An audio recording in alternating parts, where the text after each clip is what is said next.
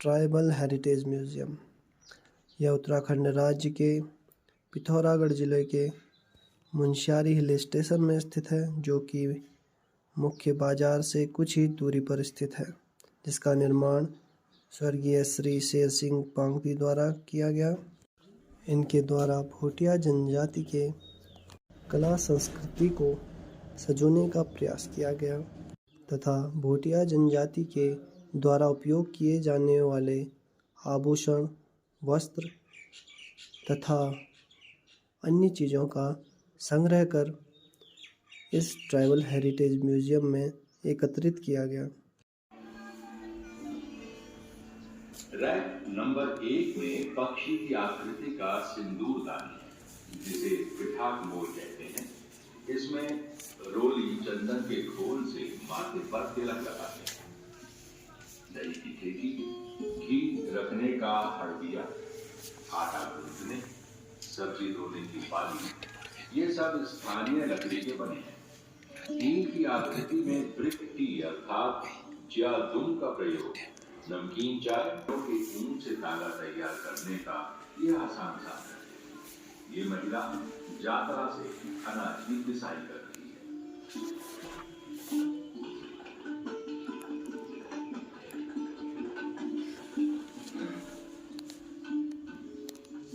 Rack number 2 कर रखे हैं, जो वर्तमान में प्रयुक्त नहीं होते हैं। अतीत में दिल्ली से तांबे की और अमृतसर से एल्युमिनियम की केतली लाकर तिब्बत निर्यात किया जाता था। चांदी की परत चढ़ी ये प्याली मुख्यतः अन्य छोटी कटोरी चाय, जिया पीते और सत्तू खाते थे। सम्मुखी मोटे कपड़े का जो टुकड़ा पड़ा है, ये चूल्हे से गर्म बर्तन नीचे उतारने के काम में आता था। इसे छमतौल कहते हैं। आधुनिक प्रचलित अलग अलग लीटर आयतन के कुकर की भांति अतीत में एक बकरिया से 5-6 बैगर तक के अलग अलग माप की तौली होती थी। दाल और मांस गलाने के लिए कांसे के ऊपरी पार्ट को गतिमान कर दिया। पार्ट पर लगी घोड़ी के हिलने से अनाज से भरा पात्र भी धीमी गति से हिलते हुए पार्ट के मध्य भाग में बने छेद में दाना गिराता रहता है और 2 पार्टों के मध्य से आटा बाहर निकल आता है। इस प्रक्रिया में मानव शक्ति की आवश्यकता नहीं पड़ती।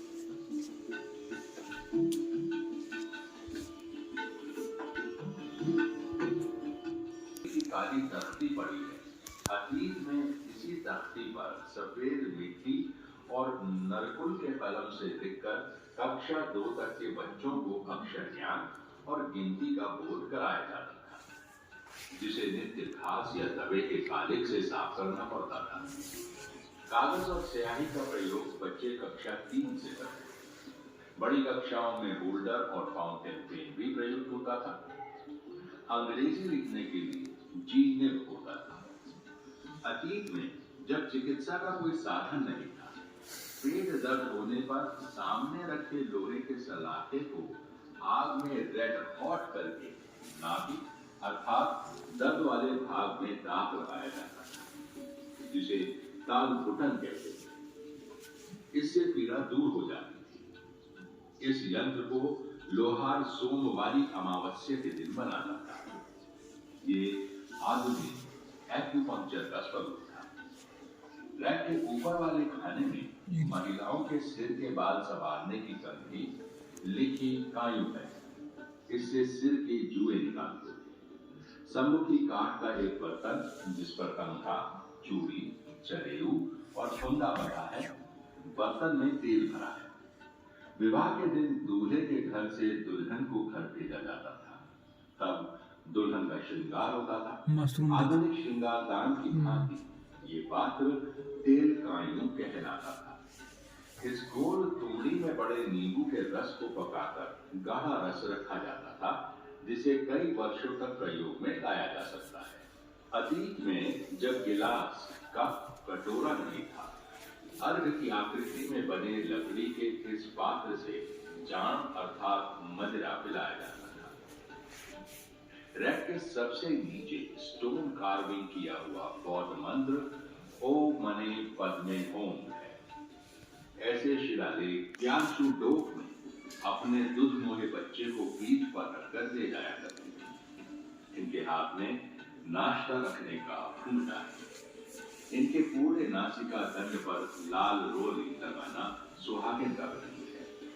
अतीत में अविवाहित नारियां अर्धनासिका दंड और विधवा नारी केवल माथे पर रौली लगाया करती थी। लगभग 50 वर्ष पूर्व तक पहाड़ में मांग में सिंदूर भरने की परंपरा नहीं थी। आपके सम्मुख रैक के ऊपर विभिन्न आकृति के हुक्का चिलम है।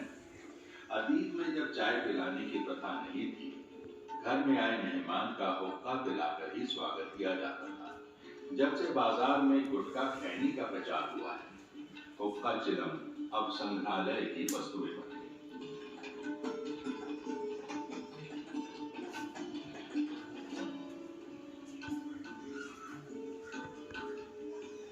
रैक नंबर 4 में नाप तौल की वस्तुएं प्रदर्शित की गई हैं। पर्वतीय क्षेत्रों में प्रचलित 1.5 सेर के आयतन का मापक लकड़ी का पात्र नाली, आधे सेर का ख्वाब, पक्का पेपर माल 4 छटांग का मापक बर्तन माना कहलाता था।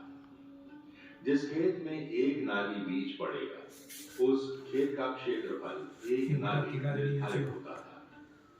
1 सेर लगभग 850 ग्राम और 1 मीटर 90 इंच होता था।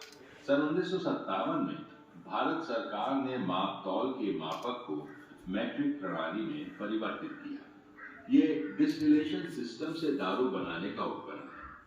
चावल अथवा जौ पकाकर इसमें ईस्ट, जो आटे की सफेद गोल टिकिया बलमा कहलाता है, उसका चूर्ण मिलाने पर 8-10 दिन में फर्मेंटेड हो जाता है, जिसे सेज कहते हैं। इस सेज से स्वतः ही रस निकलने लगता है। वहीं जान अथवा बियर है। ये जान हल्का नशा देता है।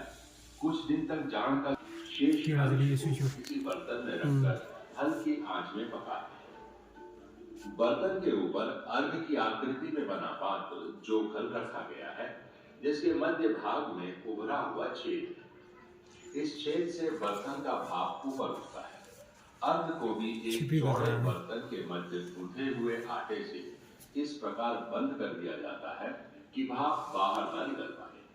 मुख्य पात्र से निकलने वाले भाप को द्रवित करके सबसे ऊपर रखे पात्र में ठंडा पानी डालते रहने से भाप द्रवित होकर अर्घ की लंबी नली द्वारा पतली धार के रूप में बाहर आता है, जो शुद्ध ये भाई कीड़ा जड़ी देख लो। अतीत में जब कांच का बोतल उपलब्ध ब्रह्मकमल काष्ठ निर्मित झाकड़िया में जान दारू रखा जाता था।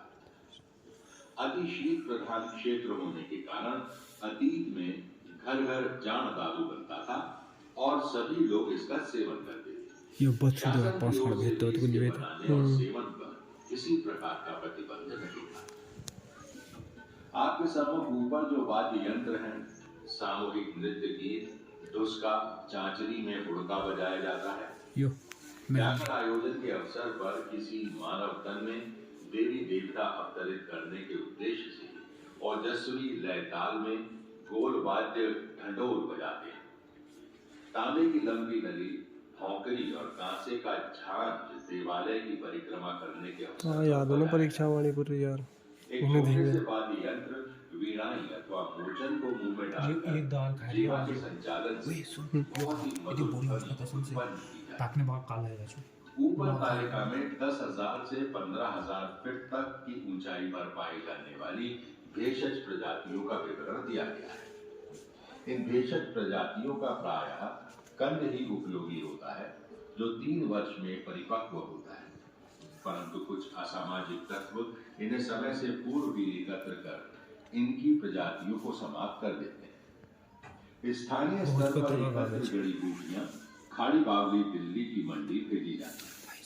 विगत कुछ वर्षों से स्थानीय लोग हिमालयी जीरा, थोया, गंधरायन और जिंबू का कृषिकरण करने लगे हैं। जिंबू एक फर्म है जिसके सूखे चूर्ण से दाल में छौंक लगाते हैं। मुंशियारी में उत्पन्न होने वाला सर्दी, जुकाम और डाइजेशन के लिए अचूक दवा है। इसके चूर्ण को रोटी के साथ खाते हैं अथवा सूप पिया जाता है। आप नीले कागज में एक कीट का चित्र देख रहे हैं। 12,000 से 16,000 फीट की ऊंचाई पर महामयी एक कैटरपिलर पैदा होता है, जिसका प्यूपा उस एल्पाइन रेंज के घास में 1 इंच तक ऊपर होता है। उस प्यूपा को देखकर स्थानीय लोग उस कैटरपिलर को, जिसे यासा गोम्बो अथवा जैविक नाम कार्डेसिव साइनेंसिस है, एकत्र करते हैं। इस कैटरपिलर का ज्ञान 10 लाख रुपए प्रति किलो है।